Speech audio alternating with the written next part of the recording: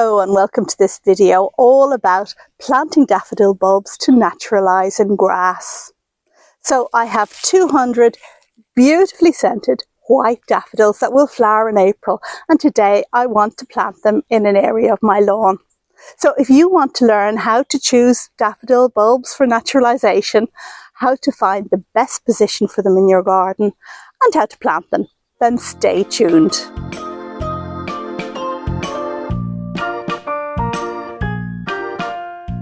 Hello, I'm Rachel from Douentza Garden in Ireland, and today I'm planting daffodils in a lawn for naturalisation. Now, daffodils are the perfect plant for this. They're completely hardy, anywhere from US hardiness zone 4 to 9. I'm in what equates to as zone 9 here in Ireland. And there are ones that can be planted in long grass, like the one I've selected here today, and short grass.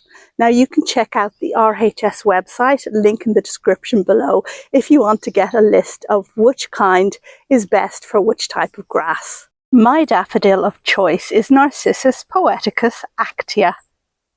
It has single fragrant white flowers that are produced with flattened bowl-shaped trumpets of yellow, edged in red. It's 45 centimetres tall, that's about 18 inches, and it has won the RHS Award of Garden Merit. This daffodil blooms later in the season in April, and that's one of the reasons why I've chosen it. I want my daffodil lawn in bloom when the garden is coming into flower, and not when it's still asleep. The earliest daff I have here at Douentza is one that usually blooms in December. It's called Reinfeldt's Early Sensation, and it's also naturalised in grass. I chose it because I wanted a daff that would flower early, because I wanted to be able to mow the grass it was on early. But I'll talk a bit more about this consideration later on in the video. This time round, I wanted a daff that flowers and looks fabulous later, and I've chosen an area for it where the long grass will be acceptable into June. My bulbs today come from the Dutch company Bulbi.nl or Bulbi.uk. They have two sites, one for shipping within the EU and one for shipping within the UK. You can find the links in the video description below. Bulbi is my shop of choice for a couple of reasons. They have a great selection, lovely healthy bulbs and excellent customer service. But that's not all. If you're buying any number of bulbs, you'll find that Bulbi has the cheapest prices around. I like to buy my bulbs in the hundreds, and I'm always pleased with how favourably the prices at Bulbi compare to other sites. And if you too would like to try Bulbi, I'm pleased today to be able to offer you a 10% discount with the code Douentza10, which is valid on both the EU and UK sites until the 1st of December. Daffodils are best planted in September, and the reason for this is that it allows their roots to begin to grow and establish before the freeze starts.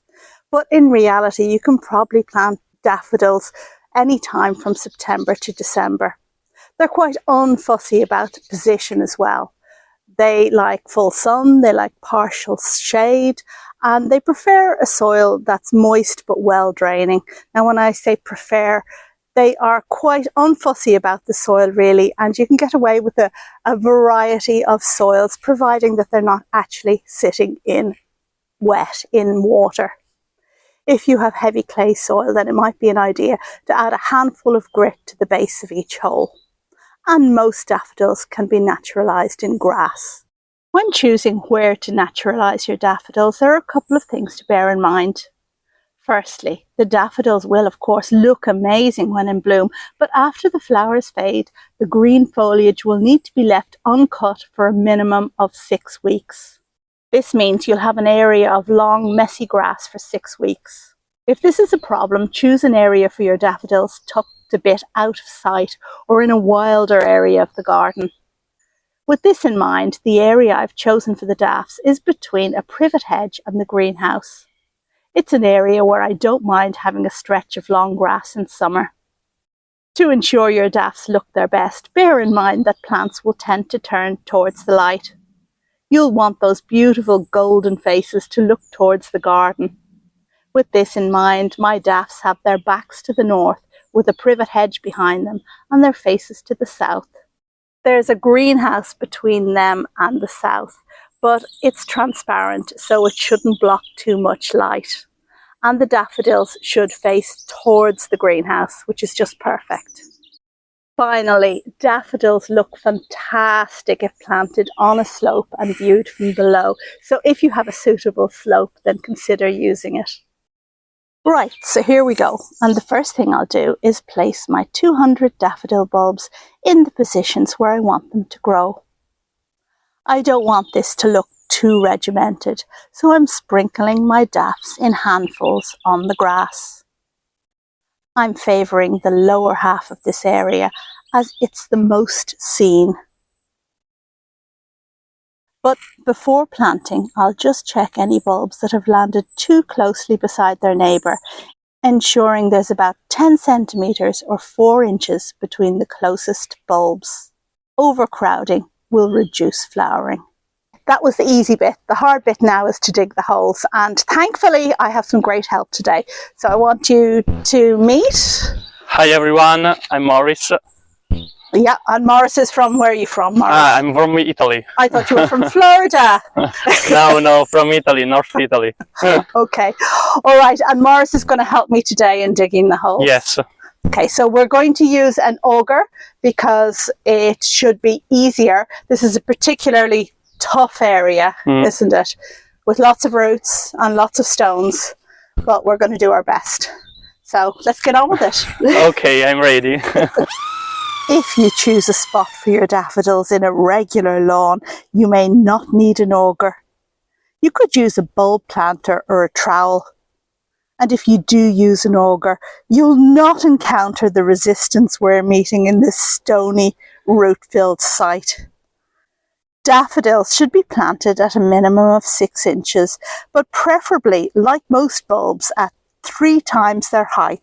This is how this would look on my auger. On my stony bank, it's impossible to get the bulbs in that deeply. I'm encouraged, however, by the fact that daffs have contractile roots. This means that in a year or so, they will actually pull themselves deeper under the ground. The trick is to keep them sufficiently hydrated until they can do that, because shallow planted daffs are prone to drying out. Plant daffs with the pointy side up. However, if you plant them sideways, they will right themselves over time. So I'd suggest that if you can't plant your daffs as deeply as you should, don't worry too much. It will probably be all right.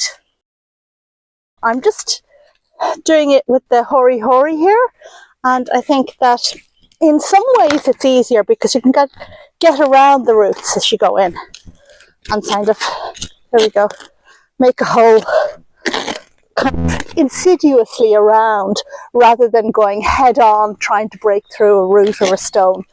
So that's my take on it anyway. However, I'm not going to do 200 this way, that's for sure. And whatever about planting them 3 times the height, do you know what? 2, 1, it'll be enough.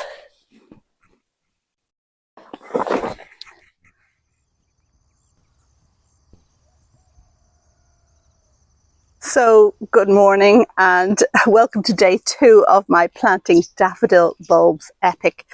And what can I say? I have chosen the wrong position to put these daffodils into. I've chosen a very stony, a very rooty site. My best advice to you, if you're embarking on a project like this, is to test the ground beforehand, especially if where you want to plant is near to trees or that you know you have stony soil. This should not be so difficult, but it is. Now, of course, at some stage yesterday, fairly early on, it did occur to me that maybe I should reconsider where I'm putting my daffodil bulbs, because my garden is stony, but it would not be anything like this bad elsewhere. However, I do really want to have a bank of these daffodils here. And I do know that daffodils are a very robust plant, and I feel that even though I'm not planting the bulbs at 3 times their depth, if I just get them into the ground and get them covered, I feel that they can go on to do great things and just naturalize like they're supposed to do. Anyway, I made the decision not to quit, to continue on and to plant these bulbs in. It's just in all honesty, I'm really not looking forward to it. Another day of like hand blisters, etc. But there are lots of things we have to do that we don't like for the beauty and well-being of our gardens. So I guess it's just time to button up and get on with it.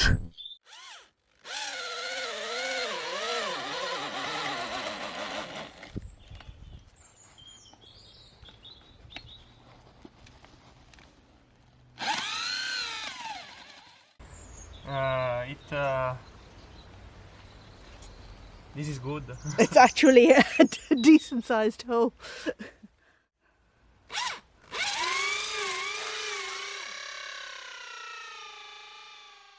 And here we are, a few long hours later. I wanted to say short hours, but it was a big job and it did take a long time. But now all of the 200 daffodils are planted here on this bank, so expect a fantastic display in April. I want to give a great big thanks to Morris, who did a whole load of this work, and also to Bulbi. And if you are interested in getting some daffodil bulbs for yourself, then do check out their website. Links in the detail below, and don't forget the 10% discount you can get with the code Douentza10. Thanks as always for watching, and I'll see you on the next video.